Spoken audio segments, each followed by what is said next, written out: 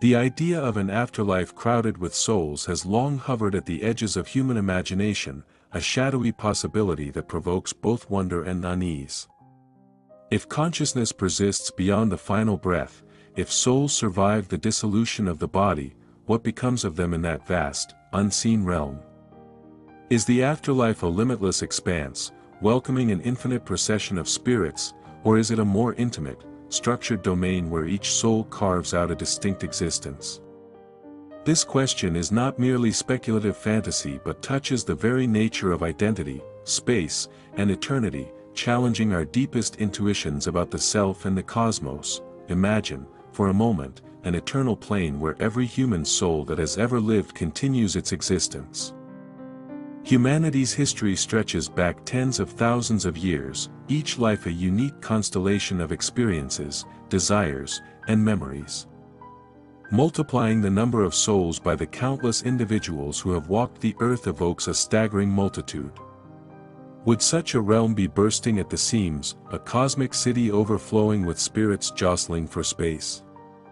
If so, how could individuality be maintained in such a teeming spiritual metropolis?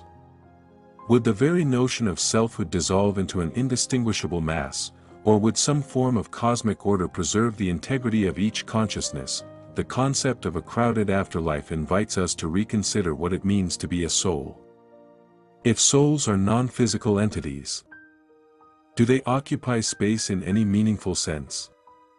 Does the afterlife conform to the same spatial and temporal limitations that govern our material world, or is it a domain where such constraints lose relevance? Modern physics suggests that space and time are interwoven and mutable, but even so, the intuition persists that there must be room for each being. Yet, if the afterlife exists beyond physicality, perhaps it is better understood as a dimension where consciousness exists without spatial confinement, where souls overlap, merge, or coexist in patterns beyond human comprehension. Ancient and mystical traditions often depict the afterlife as a realm of fluid, shifting realities rather than fixed locations. In some esoteric teachings, souls exist as waves or vibrations in a cosmic ocean, undulating and intermingling in an eternal dance. The boundaries between one soul and another become permeable, and individuality is less about occupying discrete space and more about unique frequencies within a universal harmony. This imagery implies that the afterlife might be crowded not in a literal, physical sense, but as a vast chorus of conscious energies, each distinct yet inseparable from the whole. Yet, the thought of an infinite multitude of souls coexisting also raises philosophical dilemmas. If souls endure eternally, does the accumulation of consciousness eventually lead to some form of existential saturation? Could the sheer volume of souls generate a pressure or density so great that it affects the nature of experience itself? Might souls recycle, merge, or dissolve into new forms to maintain balance? These questions touch upon cyclical cosmologies, where the cosmos itself undergoes cycles of creation, destruction, and rebirth, and souls partake in eternal rhythms rather than static permanence. This thought experiment also confronts the issue of identity over eternity. If the afterlife is indeed crowded, what mechanisms preserve the uniqueness of each soul? Are memories, emotions, and self-awareness maintained intact across timelessness, or does individuality fade into archetypal patterns? Some spiritual perspectives suggest that the soul's journey is less about solitary existence and more about integration into a collective consciousness or divine unity, where personal ego dissolves in favor of universal oneness. The afterlife, then, is crowded not with isolated selves, but with facets of a single cosmic self experiencing itself in infinite variety. From a psychological viewpoint, the notion of a crowded afterlife may reflect human anxieties about death and existence.